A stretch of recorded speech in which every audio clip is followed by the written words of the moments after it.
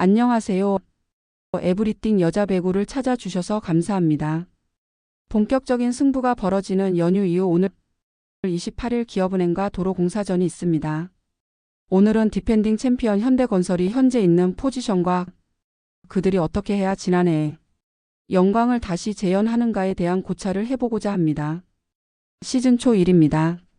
지난 이 시즌 모두 끝마무리 뒷심 부족으로 챔피언에 오르지 못한 흥국생명은 절치부심 올해 초반 연승으로 그 기세를 올렸습니다. 누가 보더라도 감히 범접할 수 없는 퍼포먼스였습니다. 하지만 스포츠는 인생과 같은 건 높이가 있으면 굴곡이 생기는 것인데 트윈타워로서 충분한 모습으로 선전하던 투쿠투가 체력 부담을 못 이기면서 부상으로 빠지게 되자 3경기에서 4경기 마치 위용은 모두 사라졌습니다. 이에 현대는 부지런히 치고 올라가야 하는 상황이었으나 모마와 감독과의 알 수 없는 어색함도 있었고 작년 이다현 양효진의 미들브로커들은 압도하지 못했습니다. 이에 13연승으로 치고 올라오는 정관장이 무서운 것은 꾸역꾸역 소화해내고 있다는 데 있습니다. 3대0, 3대1, 3대2 가리지 않고 꾸역승을 계속하는 것입니다. 이에 조심스럽게 디펜딩 챔피언에 남은 기회와 준비가 있어야지 되는지 알아봅니다. 현대건설 치열한 3강 구도 속 반등의 기회 찾기. 2024-2025 시즌 도드람 V리그 여자부는 이제 반환점을 지나 후반기로 접어들고 있다.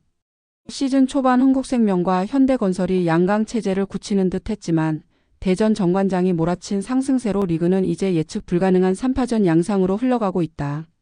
현대건설은 현재 2위를 유지하고 있으나 최근 부진한 경기력과 함께 정관장의 맹렬한 추격을 받고 있어 위기의 순간에 놓여 있다. 디펜딩 챔피언 현대건설이 이 위기를 어떻게 극복하고 다시 선두 싸움에 뛰어들 수 있을지 현 상황과 전략을 다각도로 분석한다. 위기의 현대건설 흔들리는 디펜딩 챔피언. 현대건설은 지난해 통합 우승팀으로서 이번 시즌에도 강력한 전력을 자랑했다. 비시즌 동안 다른 구단들이 외국인 선수 교체, 아시아 쿼터 선수 보강, FA 영입 등으로 전력 변화를 꾀했지만 현대건설은 기존의 베스트 7을 유지하며 안정적인 시즌 출발을 기대했다. 특히 외국인 선수 모마와 아시아 쿼터 위파위, 내부 FA 정지훈과의 재계약, 해외 진출을 추진했던 이다현의 유턴으로 인해 현대건설의 라인업은 리그에서 가장 탄탄하다는 평가를 받았다. 1. 최근 부진한 성적.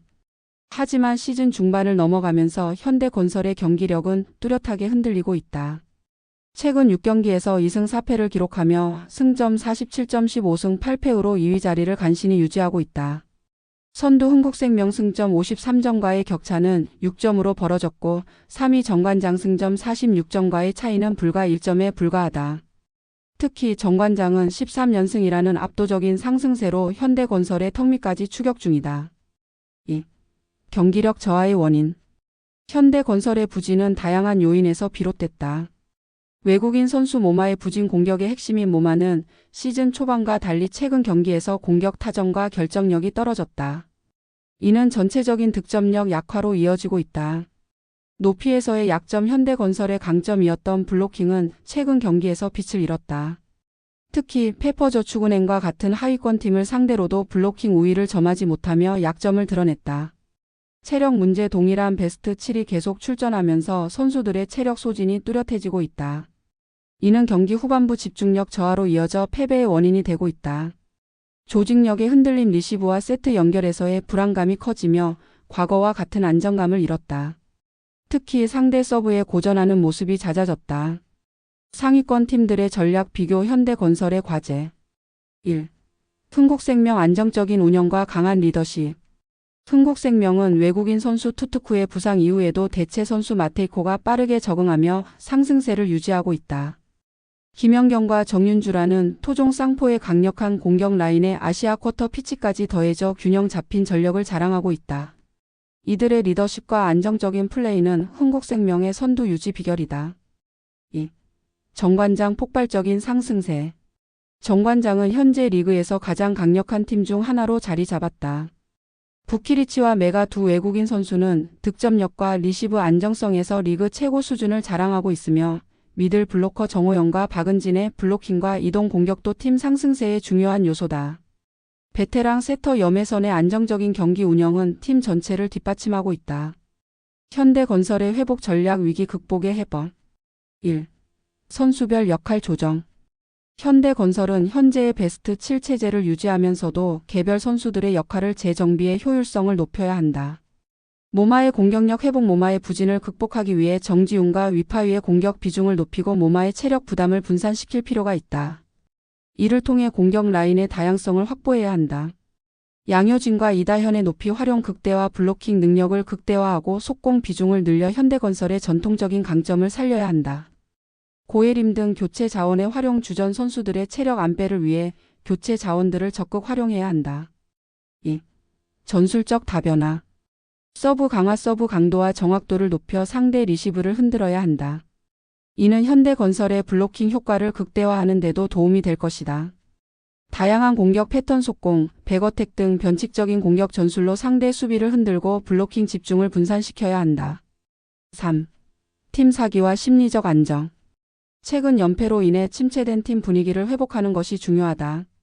주장 양효진과 리베로 김영견의 리더십을 중심으로 팀 내 소통을 강화하고 선수들이 자신감을 되찾을 수 있도록 심리적 지원을 제공해야 한다.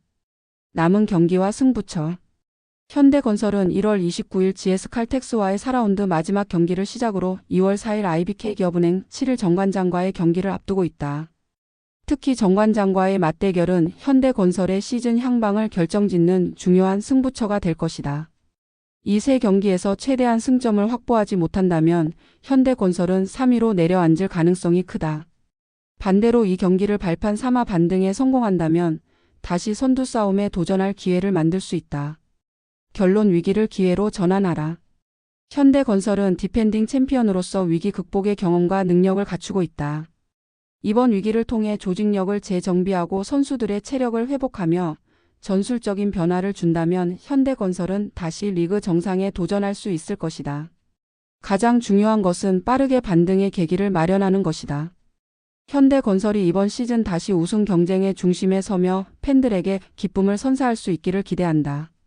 영상이 나쁘지 않으셨다면 구독, 알림 설정, 좋아요 부탁 올립니다. 감사합니다.